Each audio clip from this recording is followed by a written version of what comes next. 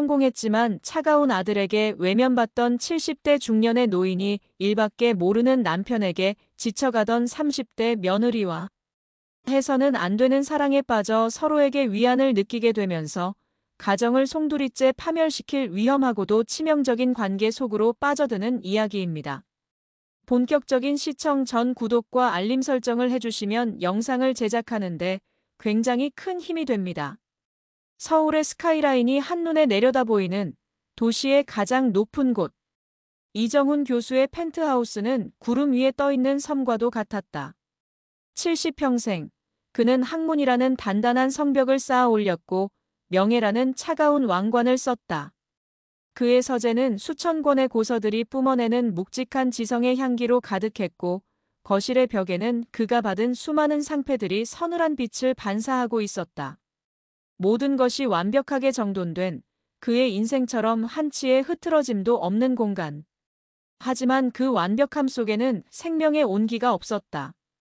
이곳은 집이 아니라 성공이라는 이름의 거대하고 쓸쓸한 기념비였다.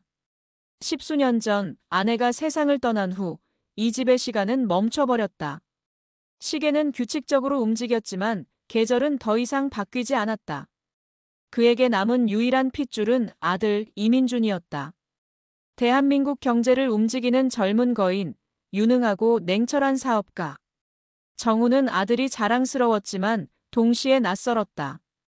아들에게 아버지는 넘어야 할 산이자 때로는 거추장스러운 과거의 유물일 뿐이었다. 오늘도 그랬다. 정우는 떨리는 손으로 며칠 전부터 고심해서 고른 넥타이를 매고 있었다. 오늘은 아들 민준이 아주 잠시라도 집에 들르기로 한 날이었다. 그는 며칠 전부터 가사도우미에게 집안을 쓸고 닦게 했고 아들이 좋아하던 반찬 몇 가지를 손수 준비하기까지 했다. 하지만 약속 시간이 3시간이 지나도록 아들에게서는 전화 한 통 없었다. 정우는 결국 자존심을 꺾고 아들에게 전화를 걸었다. 민준이냐? 네, 아버지. 무슨 일이세요? 저 지금 바쁜데. 수화기 너머로 들려오는 아들의 목소리는 기계처럼 차갑고 건조했다. 아니, 오늘 집에 들른다고 하지 않았나 해서. 내가 좋아하는 갈비찜을 좀 해놨는데. 아, 맞다. 깜빡했네요. 오늘 갑자기 해외 바이어랑 미팅이 잡혀서요. 죄송합니다, 아버지. 다음에 들를게요. 식사 맛있게 하세요. 다음에. 그 다음이 언제일지 정우는 알고 있었다. 그것은 영원히 오지 않을 약속이었다. 전화는 일방적으로 끊겼다. 정우는 차갑게 식어가는 갈비찜을 텅 빈 식탁 위에 홀로 앉아 내려다보았다. 그는 이 거대한 왕국의 가장 외로운 왕이었다. 그의 왕국에는 그의 말을 들어줄 신하도 그의 등을 기댈 왕비도 없었다. 그는 그저 자신의 화려한 과거 속에 박제된 살아있는 유령일 뿐이었다. 바로 그때 현관의 비밀번호를 누르는 소리가 들렸다. 정훈의 심장이 잠시 멎었다. 혹시 아들이 온 것일까? 하지만 문을 열고 들어온 것은 그의 며느리 박혜진이었다. 그녀의 손에는 그가 좋아하는 약과가 담긴 작은 상자가 들려 있었다. 아버님, 저 왔어요. 민준 씨는 또 바쁘다고 전화 왔더라고요. 대신 제가 왔어요. 그녀의 목소리는 이 텅 빈 왕국의 수십 년 만에 처음으로 울려 퍼지는 따뜻한 온기였다. 박혜진의 세상은 모두가 부러워하는 완벽한 그림이었다. 성공한 남편, 토끼 같은 아이들, 그리고 강남의 최고급 주상복합. 그녀의 소셜미디어는 마치 행복이라는 이름의 잡지 화보처럼 화려한 일상으로 가득했다. 하지만 그림 속의 그녀는 웃고 있지 않았다. 남편 이민준에게 그녀는 더 이상 사랑하는 아내가 아니었다. 그녀는 그의 성공적인 삶을 구성하는 가장 효율적이고 아름다운 부품일 뿐이었다. 그는 그녀의 지성과 감성을 사랑했던 것이 아니었다. 그는 자신의 파트너로서 흠잡을 데 없는 완벽한 배경과 교양을 가진 박혜진이라는 상품을 선택했을 뿐이었다. 그날 밤도 마찬가지였다. 민주는 자정이 다 되어서야 술과 피로에 절어 집으로 돌아왔다. 혜진은 그를 위해 그가 좋아하는 와인과 치즈를 준비해두고 기다리고 있었다. 왔어요? 오늘 힘들었죠? 잠깐 앉아서 와인 한 잔. 됐어. 피곤해. 내일 아침 7시에 중요한 화상회의 있으니까 아이들 시끄럽지 않게 꽉 잡아. 그리고 내일 입을 셔츠, 런던에서 맞춘 걸로 준비해놔. 그는 아내의 얼굴을 보지도 않은 채 기계적으로 용건을 내뱉고는 서재로 들어가 버렸다. 그들의 대화에는 우리가 없었다. 오직 그의 성공을 위한 지시와 복종만이 존재할 뿐이었다. 혜진은 홀로 남아 차갑게 식어가는 와인을 바라보았다. 그녀는 명문대를 졸업하고 촉망받는 큐레이터였다. 그녀에게는 자신만의 세계가 있었고 자신만의 언어가 있었다. 하지만 결혼과 함께 그녀의 세계는 민준이라는 남자의 그림자 속으로 흡수되어 버렸다. 그녀의 언어는 이제 아무도 들어주지 않는 공허한 메아리가 되었다. 그녀는 가끔씩 시아버지인 이정훈 교수를 떠올렸다. 그는 그녀의 진짜 가치를 알아봐주는 유일한 사람이었다.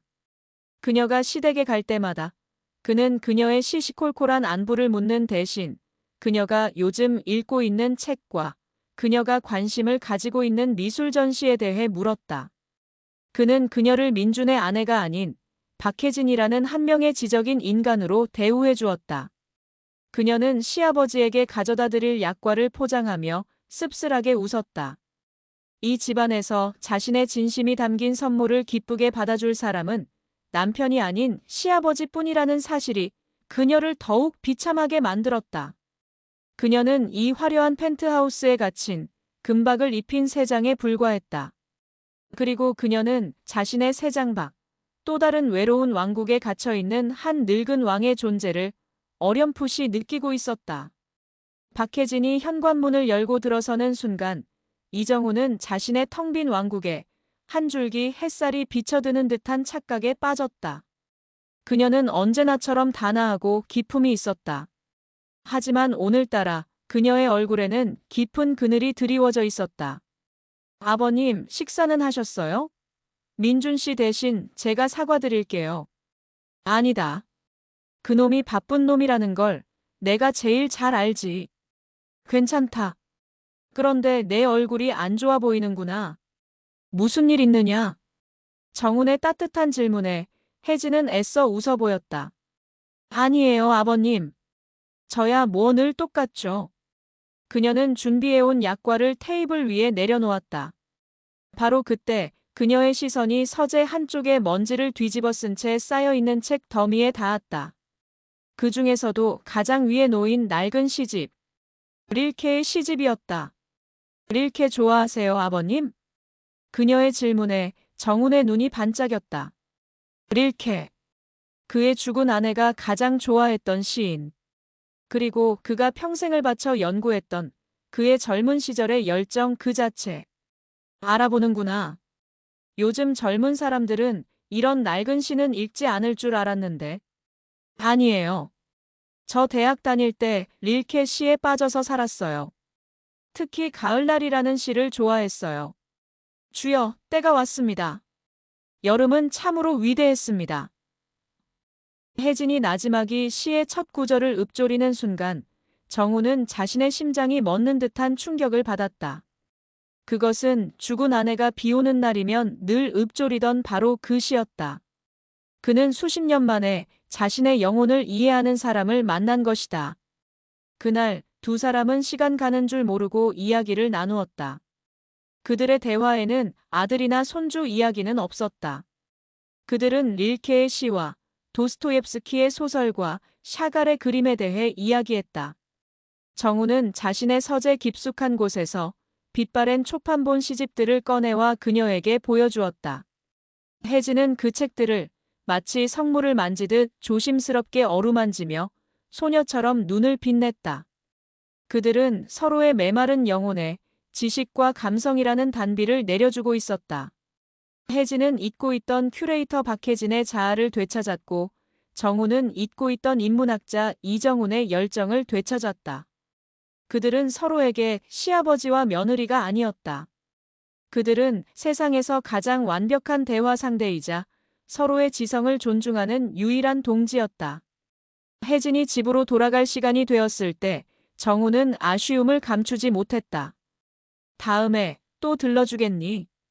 자주는 말고 그저 가끔씩이라도. 이 늙은이의 말벗이 되어준다면 더 바랄 게 없겠구나. 네, 아버님. 그럴게요. 혜진은 환하게 웃으며 대답했다. 그녀의 그 미소는 정운의 잿빛 세상에 피어난 시들지 않는 꽃과도 같았다. 그는 그 꽃을 꺾고 싶다는 위험한 욕망에 사로잡히기 시작했다. 그날 이후 두 사람의 비밀스러운 만남은 가족이라는 가장 완벽한 알리바이 아래 계속되었다. 일주일에 한 번 혜진은 아이들을 데리고 시아버지의 집을 찾았다. 그리고 그때마다 남편 민주는 바쁘다는 핑계로 나타나지 않았다. 아이들은 거실에서 텔레비전을 보거나 게임을 했고 그 사이 정훈과 혜진은 서재에서 혹은 주방에서 두 사람만의 시간을 가졌다. 그 시간은 그들에게 유일한 숨통이었다. 정훈은 더 이상 외롭지 않았고 혜진은 더 이상 공허하지 않았다. 그들은 함께 정훈의 아내가 남겨놓은 낡은 요리책을 보며 서툰 솜씨로 저녁을 준비했다.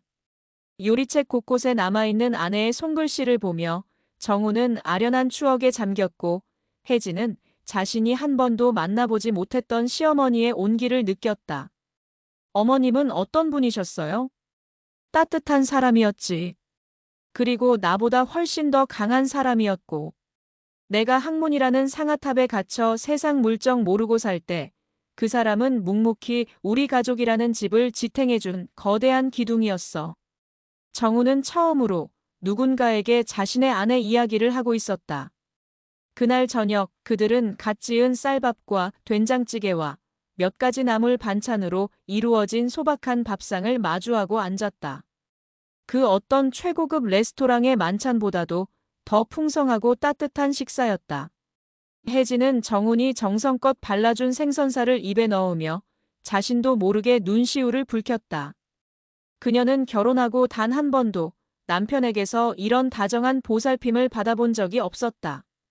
식사를 하는 동안 정훈은 혜진이 미술관에서 기획하고 싶어 했던 전시회에 대한 아이디어를 진지하게 들어주었고 그녀의 기획안이 가진 장점과 단점을 날카롭게 분석해 주었다. 그는 그녀를 밥 잘하는 며느리가 아닌 유능한 큐레이터로 대우하고 있었다. 시간이 흐를수록 그들을 부르는 호칭도 미묘하게 변해가고 있었다. 혜진은 더 이상 그를 아버님이라 부르지 않고 교수님이라 불렀다. 정우는 더 이상 그녀를 아가라 부르지 않고 혜진 씨라고 불렀다.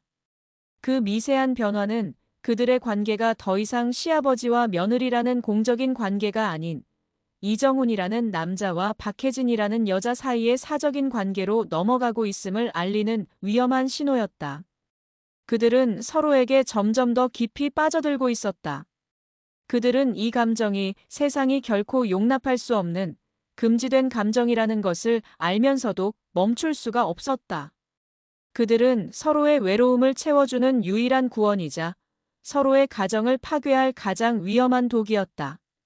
그들의 위험한 줄타기는 혜진의 생일날 마침내 한쪽 발을 허공으로 내딛고 말았다. 그날 아침 혜진은 작은 기대를 품고 있었다. 혹시라도 남편 민준이 자신의 생일을 기억해주지 않을까 하는. 하지만 그의 아침은 여느 때와 똑같았다. 그는 혜진에게 눈길 한 번 주지 않은 채 아침 식사를 하고 경제신문을 읽고 출근했다. 생일 축하한다는 말 한마디 없이 혜진의 마음속에 마지막 남은 희망의 불씨가 차갑게 꺼져버렸다. 그녀는 텅 빈 집안을 서성이다. 자신도 모르게 시아버지에게 전화를 걸었다. 그녀는 그저 누군가에게 위로받고 싶었을 뿐이었다. 교수님, 저 혜진이에요. 알아, 혜진 씨. 목소리가 왜 그런가? 무슨 일 있어? 아니에요. 그냥 목소리가 듣고 싶어서요. 그녀의 떨리는 목소리에서 정우는 모든 것을 직감했다. 오늘 생일이지. 내가 기억하고 있었는데. 잠시 우리 집으로 와주겠나. 내가 작은 선물을 하나 준비해 두었네. 혜진은 아이들을 학교에 보낸 후 홀린 듯이 그의 집으로 향했다. 정우는 그녀가 도착하기를 기다렸다는 듯 현관문 앞에서 그녀를 맞이했다. 그의 손에는 예쁘게 포장된 작은 선물 상자가 들려 있었다. 이게 뭐예요, 교수님? 별거 아니네. 그냥 자네가 좋아할 것 같아서. 혜진이 떨리는 손으로 포장을 뜯자 그 안에서 낡고 빛바랜 책 한 권이 나타났다. 그것은 그녀가 그토록 찾아 헤맸던 지금은 절판되어 구할 수 없는 릴케의 희귀 시집 초판본이었다. 정훈이 평생을 아껴왔던 그의 개인 소장품이었다. 이걸 저한테. 자네만큼 이 책의 가치를 알아봐줄 사람은 없을 것 같아서. 그러니 자네가 가져야 마땅하지. 혜진의 눈에서 뜨거운 눈물이 뚝뚝 떨어졌다. 자신의 남편은 잊어버린 생일을 시아버지는 기억해 주었다. 자신의 남편은 단 한 번도 관심을 가져주지 않았던 그녀의 내면을 시아버지는 이토록 깊이 이해하고 존중해주고 있었다. 그녀가 눈물을 닦으려던 순간 정훈의 거칠고 따뜻한 손이 그녀의 뺨을 부드럽게 감쌌다. 그리고는 엄지손가락으로 그녀의 눈물을 조심스럽게 닦아주었다. 그 순간 시간이 멈췄다. 그의 손길은 아버지가 딸에게 보내는 위로의 손길이 아니었다. 그것은 한 남자가 한 여자에게 보내는 애틋하고도 위험한 사랑의 손길이었다. 혜진은 그 손길을 뿌리치지 않았다. 오히려 그녀는 자신도 모르게 그의 손등 위로 자신의 뺨을 더 깊이 기댔다.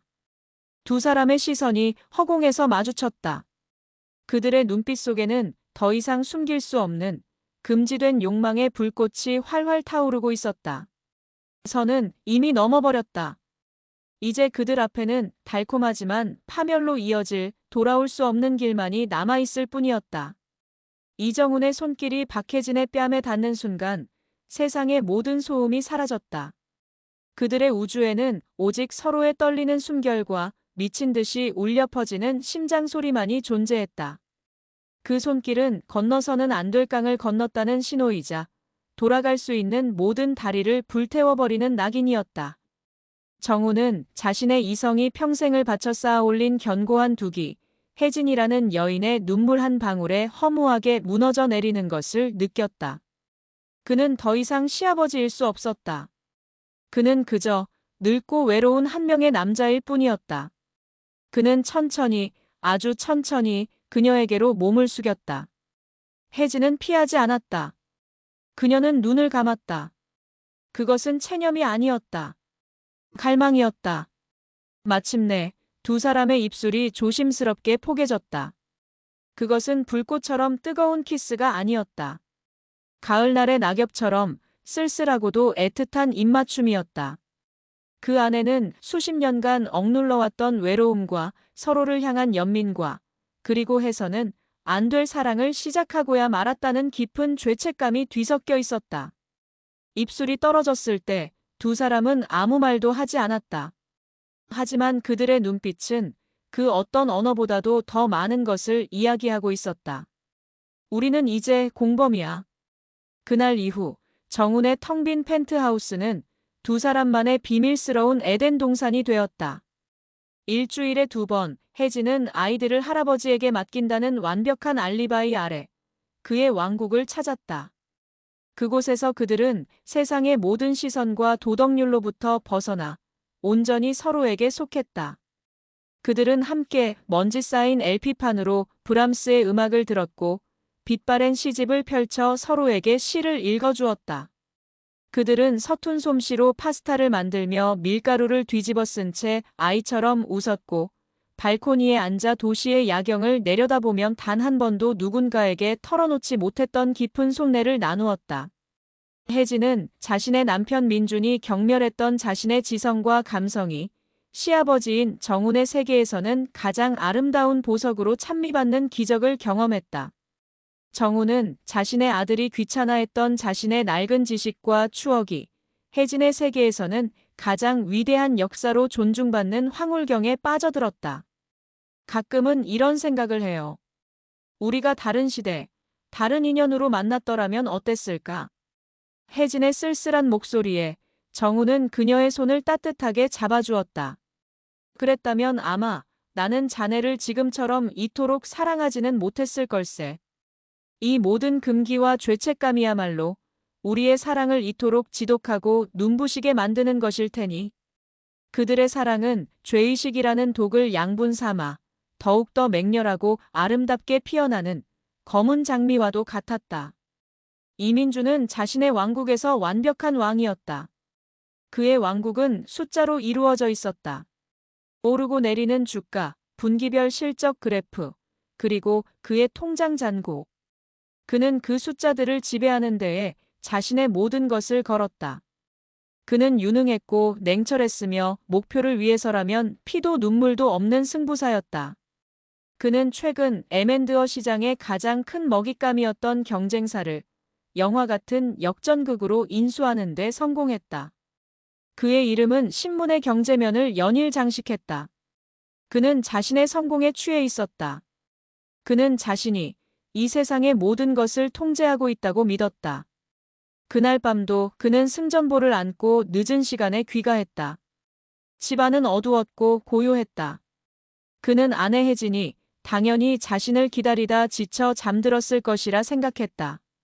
하지만 침실로 들어선 순간 그는 잠들어 있지 않은 혜진과 마주쳤다. 그녀는 침대에 기대 앉아 낡은 시집 한 권을 읽고 있었다. 그녀의 얼굴에는 민준이 아주 오랫동안 보지 못했던 평화롭고도 신비로운 미소가 떠올라 있었다. 앉았어? 응. 당신 기다렸지. 오늘 좋은 소식 있다면서. 축하해. 그녀의 목소리는 부드러웠지만 어딘가 모르게 낯설었다. 이전처럼 그의 성공에 감격하거나 흥분하는 기색이 없었다. 그저 멀리서 일어난 남의 일을 이야기하는 듯 담담했다. 오늘 당신 모습 정말 멋있었어. 당신이 자랑스러워. 그녀의 칭찬은 진심이었다. 하지만 그 안에는 더 이상 아내로서의 사랑이나 존경이 담겨 있지 않았다. 그것은 마치 잘 만든 예술작품을 감상하는 큐레이터의 평론과도 같았다. 민주는 그 미묘한 변화를 감지하지 못했다. 아니, 하려고 하지 않았다. 그는 자신의 성공에 도취된 눈먼 왕이었다. 그는 아내가 그 어느 때보다 아름답고 행복해 보이는 이유가 바로 자신의 위대한 성공 덕분이라고 착각했다. 그는 자신의 발밑에서 자신의 왕국을 통째로 집어삼킬 거대한 균열이 생겨나고 있다는 사실을 꿈에도 알지 못했다. 그는 혜진의 머리를 마치 충성스러운 신하를 칭찬하듯 가볍게 쓰다듬었다. 그래. 수고했어. 피곤할 텐데 어서 자. 그는 그녀 옆에 눕지 않았다. 그는 욕실로 들어가 샤워를 하고 서재로 들어가 또 다른 전쟁을 준비했다. 그는 자신이 가장 먼저 정복했어야 할 아내라는 이름의 왕국이 이미 다른 왕의 깃발 아래 함락되었다는 사실을 까맣게 모르고 있었다. 며칠 후 혜진의 친정어머니인 박서현 여사가 딸의 집을 예고 없이 찾아왔다. 그녀는 평생을 교직에 몸담았던 현명하고도 예리한 눈을 가진 여인이었다. 그녀는 딸의 행복해 보이는 얼굴 뒤에 짙게 드리워진 불안의 그림자를 단번에 읽어냈다. 얼굴이 많이 좋아졌구나. 무슨 좋은 일이라도 있는 게야. 서현 여사의 말에 혜진은 자신도 모르게 얼굴을 붉혔다. 아니에요, 엄마. 그냥 요즘 잠을 잘 자서 그런가. 잠?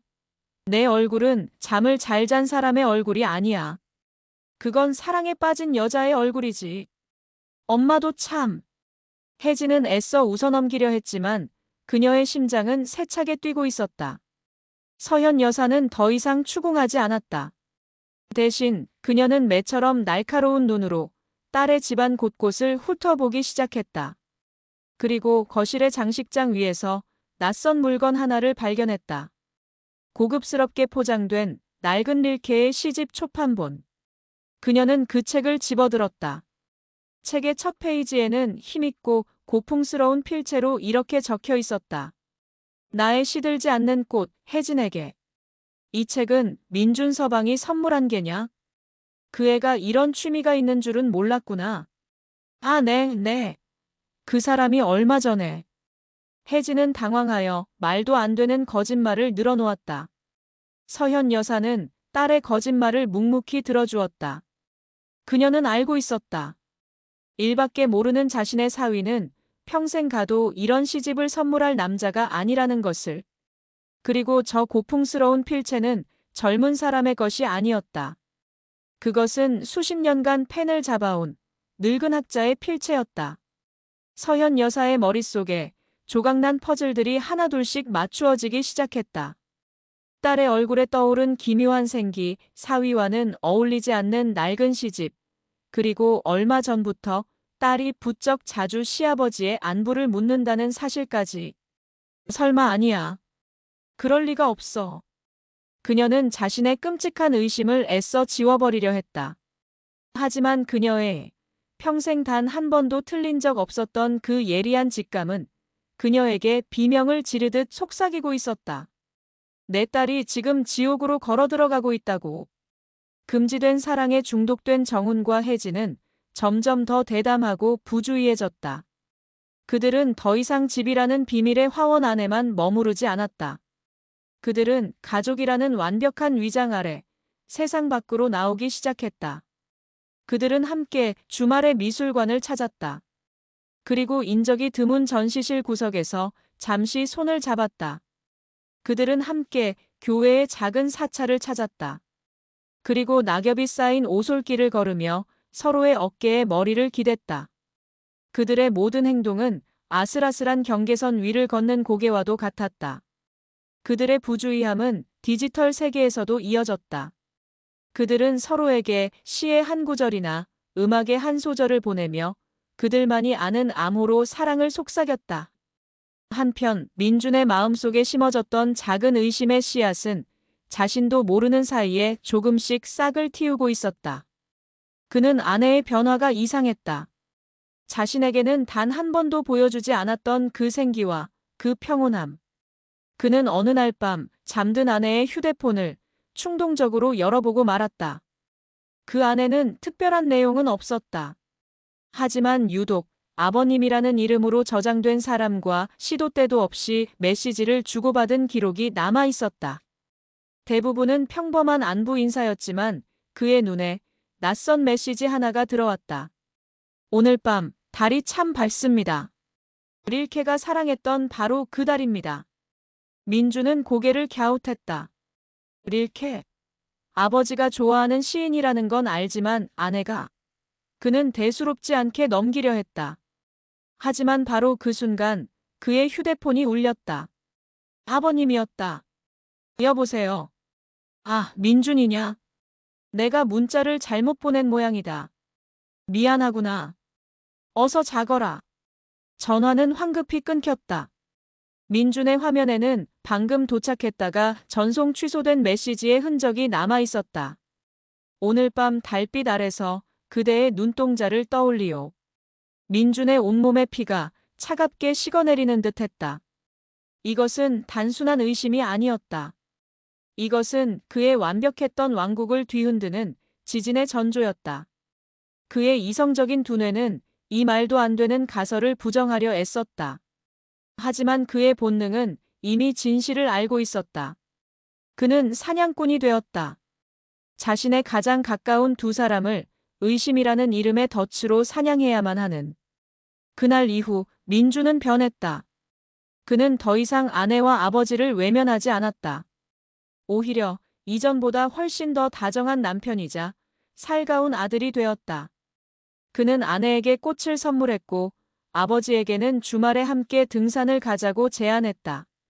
혜진과 정우는 그의 갑작스러운 변화에 당황하면서도 한편으로는 안도했다.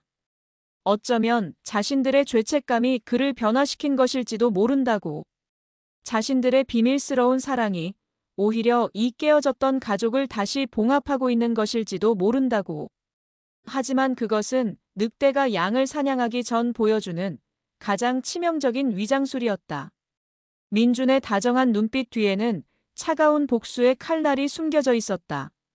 그는 완벽한 증거를 잡기 위한 덫을 놓기 시작했다. 여보, 나 다음 주에 일주일간 해외 출장 가게 됐어. 아주 중요한 계약이라 아마 연락도 잘 안 될 거야. 아버지 외로우실 테니 당신이 잘 좀 챙겨드려. 그는 아내 앞에서 태연하게 거짓말을 했다. 혜진은 그의 말을 의심하지 않았다. 아니, 의심하고 싶지 않았다. 그녀의 마음속에는 일주일간 온전히 정훈과 함께할 수 있다는 죄스러운 기쁨이 피어오르고 있었다. 출장 전날 밤, 민주는 아내에게 아주 비싼 목걸이를 선물했다. 그동안 당신한테 너무 무심했어. 미안해. 이거 내 사죄의 선물이야. 당신이 하고 있으니 더 빛나는군. 그는 다정한 목소리로 속삭이며 그녀의 목에 목걸이를 직접 채워주었다. 혜진은 감동의 눈물을 흘렸다. 그녀는 몰랐다.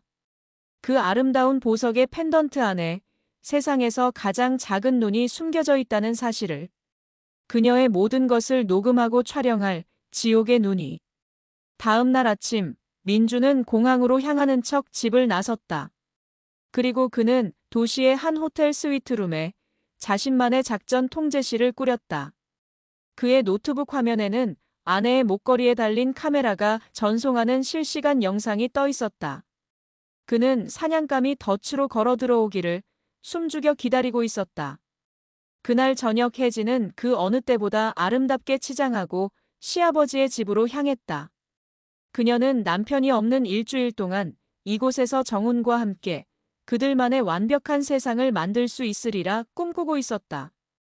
호텔방, 노트북 화면을 지켜보던 민준의 입가에 잔인한 미소가 떠올랐다. 그는 자신의 아내와 아버지가 스스로 지옥의 문을 열고 들어가는 그 모든 과정을 하나도 빠짐없이 지켜보고 있었다. 정훈의 펜트하우스. 그곳은 더 이상 비밀의 화원이 아니었다. 그곳은 곧 벌어질 끔찍한 비극의 무대였다. 혜진과 정훈은 자신들이 사냥꾼의 감시 아래 놓여 있다는 사실을 꿈에도 모른 채 그들만의 만찬을 즐기고 있었다. 그들은 함께 와인을 마셨고 춤을 추었으며 서로에게 사랑의 시를 읽어주었다. 그들의 모습은 마치 세상에 단둘만 남겨진 연인처럼 애틋하고도 아름다웠다. 당신을 만나고 나는 다시 20살 청년으로 돌아간 것 같소. 내 인생의 마지막 페이지가 이토록 눈부실 줄은 정말 몰랐구려. 저도 그래요, 교수님. 저는 교수님을 만나고 비로소 제가 살아있다는 것을 느꼈어요. 제 영혼이 숨을 쉬기 시작했어요. 그들은 소파에 앉아 서로의 손을 꼭 잡았다. 그리고 그들의 그림자가 하나로 포개지려는 바로 그 순간. 현관문이 지옥의 문처럼 열렸다. 그곳에는 모든 것을 지켜본 민준이 얼음 같은 표정으로 서 있었다. 그의 손에는 그들의 모든 밀회가 담긴 영상이 재생되고 있는 스마트폰이 들려 있었다. 그는 소리치지 않았다. 그는 분노하지도 않았다. 그는 그저 세상에서 가장 차가운 목소리로 조용히 말했다. 시 낭송회 즐거우셨습니까? 아버님. 정훈과 혜진의 얼굴이 하얗게 굳어버렸다. 시간은 멈췄고 세상은 무너져 내렸다. 길고 길었던 그들의 아름다운 꿈이 마침내 잔인한 현실과 마주하는 순간이었다.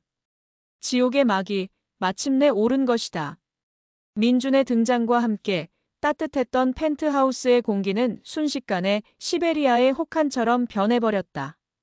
그는 분노를 터뜨리는 대신 법정에서 피고인을 신문하는 검사처럼 차갑고 논리적인 언어로 그들을 해부하기 시작했다.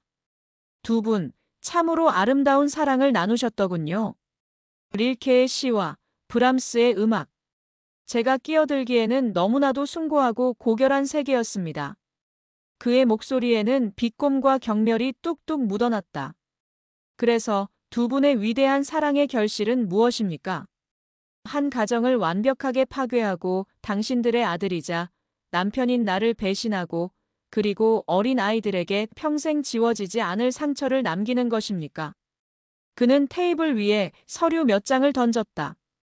이것은 이혼 서류입니다. 박혜진 씨. 당신의 유책 사유로 당신은 위자료 한 푼 받지 못할 것이며 아이들의 양육권 또한 내가 가질 겁니다. 그리고 이것은. 그는 다른 서류를 정훈의 앞에 던졌다. 아버지께서 제게 증여하셨던 모든 재산에 대한 반환 청구 소송장입니다. 아버지는 이제 제가 드리는 용돈 없이는 단 하루도 사실 수 없게 될 겁니다. 그리고 물론 그 용돈이 지급될 일은 영원히 없겠지요. 그것은 복수가 아니었다. 그것은 사형 선고였다.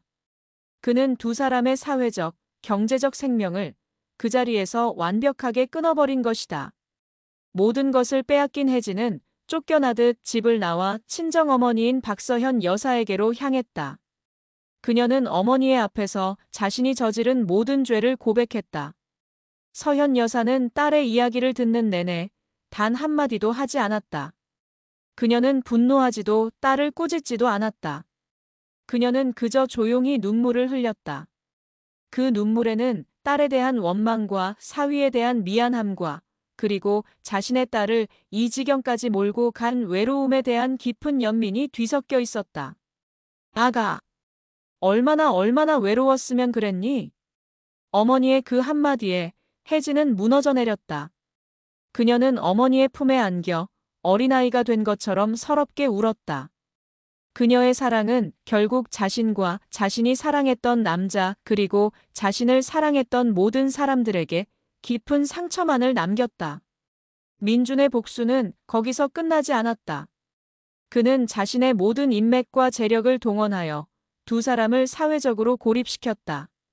정훈의 학계 동료들은 민준의 압력에 못 이겨 그에게 등을 돌렸다.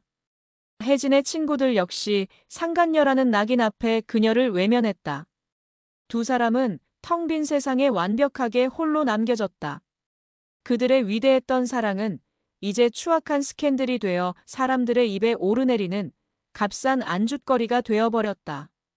정우는 결국 자신의 분신과도 같았던 펜트하우스와 평생을 바쳐 모아온 고서들을 모두 팔아야만 했다.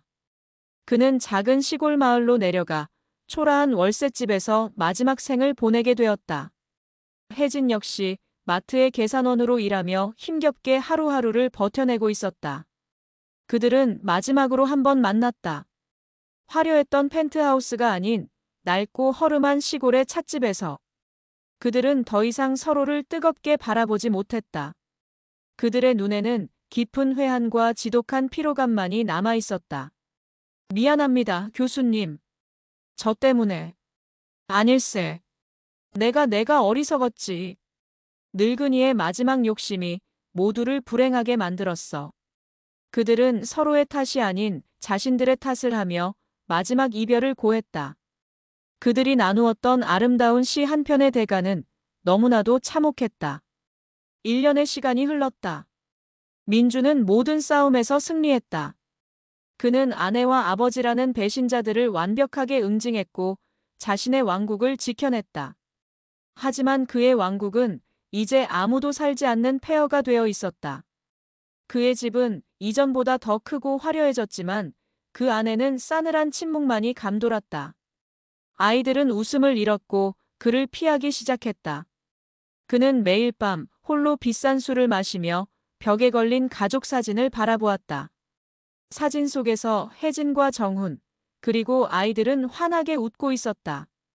그는 그 사진을 보며 자신이 무엇을 지키려 했고 또 무엇을 파괴했는지를 뒤늦게 깨닫고 있었다. 어느 주말 오후 민주는 어린 아들과 함께 놀이터를 찾았다. 아들은 다른 아이들과 어울리지 못하고 홀로 모래 장난을 하고 있었다. 아빠. 아들이 그를 불렀다. 엄마는 언제 와? 엄마 보고 싶어. 민주는 아무 대답도 할 수 없었다. 그는 아들의 작은 어깨를 보며 자신의 복수가 결국 가장 사랑하는 아들의 가슴에 지워지지 않는 상처를 남겼음을 깨달았다. 그는 이 전쟁의 승자였지만 동시에 가장 비참한 패배자였다. 며칠 후 장모였던 박서현 여사가 그를 찾아왔다. 그녀는 이전보다 훨씬 더 늙고 쇠약해져 있었다. 그녀는 민준의 앞에 고개를 숙였다. 민준 서방. 내 딸의 죄는 내가 평생을 빌겠네. 그러니 제발 아이들만이라도. 그녀는 자신의 딸을 용서해달라고 말하지 않았다. 그녀는 아이들이 엄마를 만날 수 있게만 해달라고 눈물로 간청했다. 그녀의 모성애 앞에서 민준의 얼어붙었던 심장이 아주 조금씩 녹아내리기 시작했다. 몇 년의 시간이 더 흐른 후 정우는 바닷가의 작은 마을에서 자신의 마지막 날들이 다가오고 있음을 직감하고 있었다. 그는 떨리는 손으로 아들 민준에게 마지막 편지를 썼다. 편지에는 변명이나 용서를 구하는 말은 없었다. 그 안에는 아들을 향한 미안함과 그럼에도 불구하고 변치 않았던 부성애, 그리고 혜진을 향한 자신의 어리석었지만 진실했던 사랑에 대한 담담한 고백이 담겨 있었다. 나는 너에게 좋은 아버지가 아니었다. 그리고 좋은 시아버지도 아니었지. 하지만 이것 하나만은 알아다오. 나는 너를 사랑했다. 언제나.